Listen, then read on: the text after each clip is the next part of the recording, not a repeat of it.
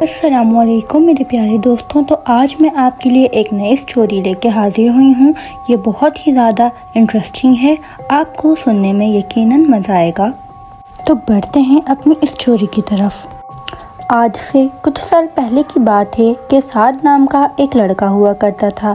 کہتے ہیں کہ اس پہ کسی بری آتما کا سایہ ہو گیا تھا، جس کی وجہ سے اس نے اس کی جان لے لی۔ آخر سعد پر وہ اثرات کہاں سے آئے اور ایسا کیا ہوا کہ اس نے سعد کی جان لے لی؟ میرا نام احمد ہے اور میں سعد کا والد ہوں۔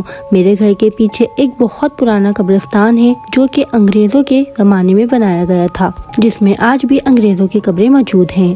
میرے گھر کے کمروں کی کھڑکیاں اسی قبرستان کی طرف کھلتی تھیں اور میری چھت سے بھی یہ خوفناک قبرستان صاف نظر آتا تھا۔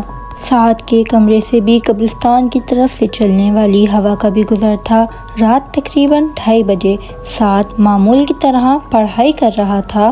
کھڑکی سے باہر جھانک کر دیکھا تو دور دور تک کسی کا نام و نشان نظر نہیں آ رہا تھا۔ قبرستان میں ایک عجیب سی خاموشی تھی، پرندے ادھر سے ادھر جا رہے تھے۔ اچانک کتے بھونکنے لگ گئے، جیسے کسی غیر انسانی مخلوق کو دیکھ لیا ہو۔ سعد ان آوازوں سے پریشان ہو کر کھڑکی بند کرنے جا رہا تھا۔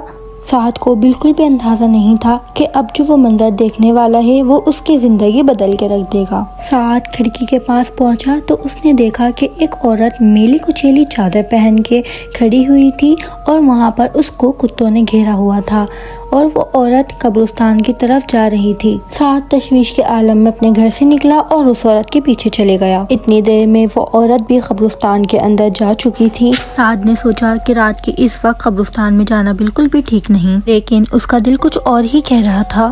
بس پھر وہی ہوا جس کا ڈر تھا۔ سعد اب اس عورت کی قبر تک پہنچ گیا تھا اور اب وہ دونوں آمنے سامنے تھے۔ سعد نے اس عورت سے پوچھا کہ وہ کون ہے اور اتنی رات کو یہاں کیا کر رہی ہے؟ اتنی ہی دیر میں انسانی ہڈیاں چٹکنے کی آوازیں آتی ہیں۔ اس عورت نے بنا مڑے اپنی پوری گردن پیچھے گھما لی تھی۔ اس کا خوفناک چہرہ سعد کی طرف تھا اور باقی کا جسم دوسری طرف تھا۔ سعد یہ سب دیکھ کے اپنی ہوش و حواس کھو بیٹھا اور وہاں سے پاگلوں کی طرح بھاگنے لگا۔ بھاگتے بھاگتے جب وہ قبرستان کے دروازے تک پہنچا تو اس کا پیر ایک پتھر سے ٹکرا گیا اور وہ زمین پر گر گیا اور سر پہ چوٹ لگنے کی وجہ سے وہ وہیں بے ہوش ہو گیا۔ میں اسے اٹھا کے جلدی سے گھر لے آیا اور اس نے ہمیں رات ہونے والے حادثے کے بارے میں بتایا۔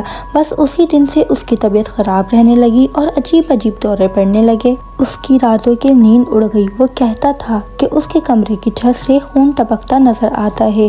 وہ عورت اس کے خواب میں آتی ہے اور وہ عورت اس کے خوابوں میں آتی ہے، جس کی وجہ سے وہ سو نہیں پاتا تھا صحیح سے۔ اسی طرح دن گزرتے گئے اور پھر ایک دن سعد اپنے کمرے سے نکل کر آیا۔ اس کے کپڑے میلے ہو رہے تھے اور ہاتھوں پر ناخنوں کے نشان تھے۔